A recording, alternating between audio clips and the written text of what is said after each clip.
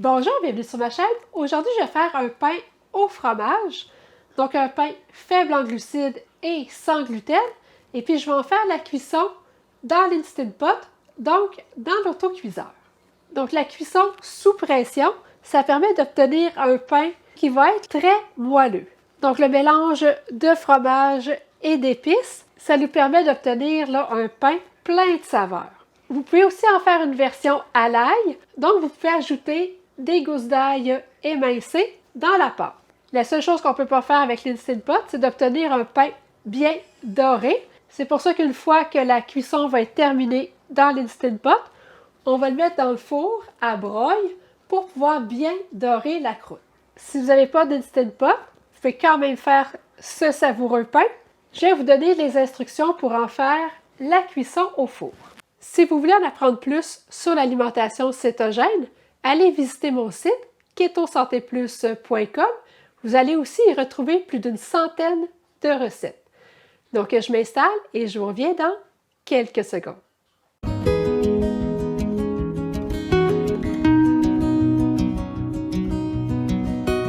Je vais bien beurrer un moule à charnière de 7 pouces, donc de 18 cm.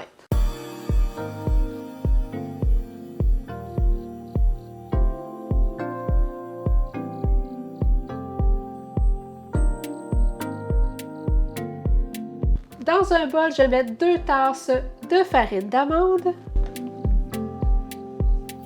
1/4 de tasse de poudre de protéines de petit lait sans saveur, 2 cuillères à thé de poudre à pâte,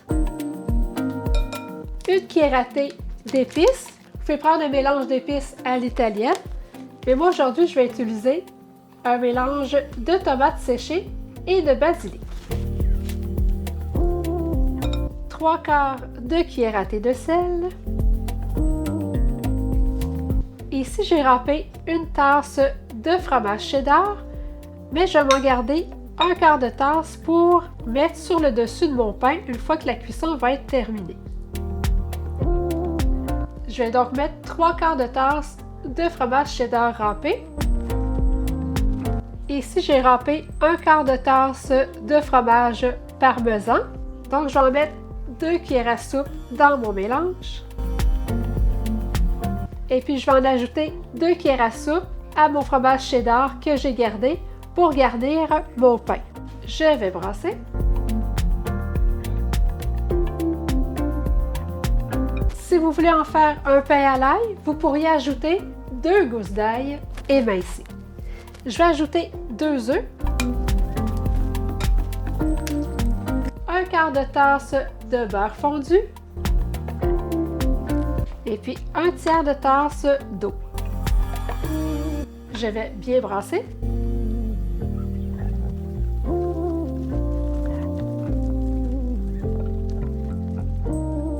Je vais mettre une feuille de papier d'aluminium sous mon moule. Je vais verser ma pâte dans mon moule.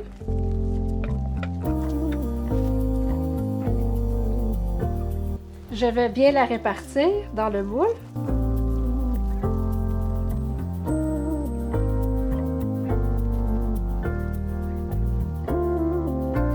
Je vais bien envelopper le dessous du moule.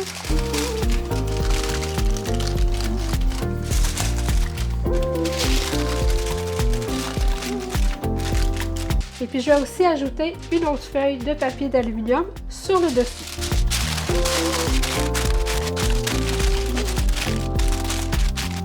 Donc, c'est important que ça soit vraiment bien emballé parce que l'Instant Pot, ça fonctionne avec de l'eau. Puis on ne veut surtout pas que la pâte à pain soit en contact avec l'eau. Dans l'Instant Pot, je vais verser une tasse d'eau. Je vais mettre mon support. Et puis, je vais déposer mon moule. Je vais mettre le couvercle. Je vais m'assurer que la valve est bien en position scellée. Je vais faire cuire le pain à haute pression. Donc, je vais appuyer sur manuel et puis je vais mettre 40 minutes. Vous n'avez pas d'Instant Pot? C'est pas grave, vous pouvez quand même faire ce délicieux pain. Vous allez en faire la cuisson au four. Donc voici comment faire. Vous allez commencer par préchauffer le four à 350 degrés Fahrenheit.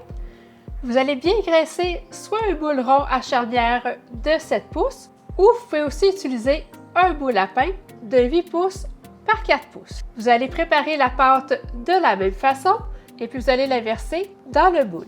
Vous allez recouvrir le dessus du moule d'un papier d'aluminium et puis vous allez le faire cuire pendant 30 à 40 minutes jusqu'à temps que le dessus du pain soit ferme au toucher.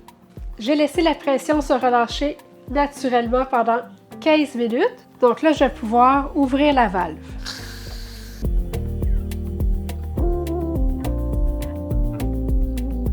Je vais déballer mon moule.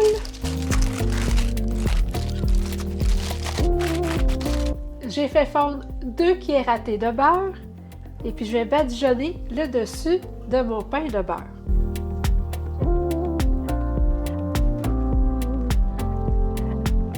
Et puis je vais saupoudrer sur le dessus mon mélange de fromage cheddar et de parmesan que j'avais mis de côté.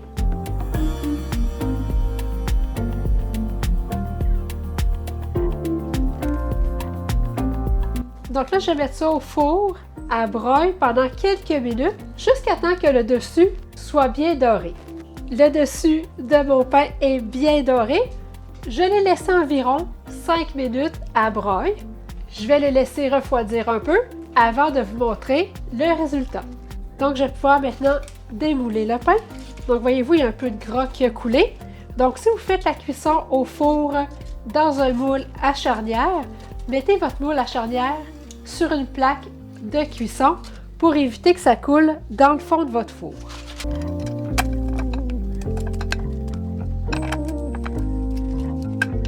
Donc, je passe un couteau entre mon pain et la plaque de cuisson.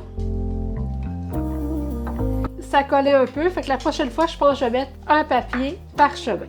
Comme le pain est rond, vous pourriez le trancher en pointe de tarte, mais je vais essayer d'en faire des tranches. Voici ce qu'on obtient. C'est vraiment là un très beau pain. Donc avec le fromage dessus là, bien doré, c'est vraiment là, très appétissant. Donc avec les épices, le fromage, le parmesan, c'est vraiment là, un pain là, plein de saveurs. C'est super bon. Et puis moi, je vais m'en servir cette semaine pour faire mes sandwichs au jambon pour mon lunch. Donc le jambon et le fromage, c'est toujours un mariage parfait. Donc je pense que ça va être là très bon. Et puis c'est un pain qui est aussi très bon grillé. La croûte est super croustillante, c'est vraiment là délicieux. Donc c'est vraiment une autre belle recette de pain à essayer. Avant de vous parler des valeurs nutritives, faites-moi un thumbs up si vous aimez la vidéo. Vous devriez obtenir 12 tranches. Chaque tranche va contenir 19 g de lipides, 2 g de glucides nets et puis 10 g de protéines. N'hésitez pas à partager la vidéo et si vous n'êtes toujours pas abonné à ma chaîne, n'oubliez pas de le faire pour ne manquer aucune nouvelle recette. Merci et à bientôt!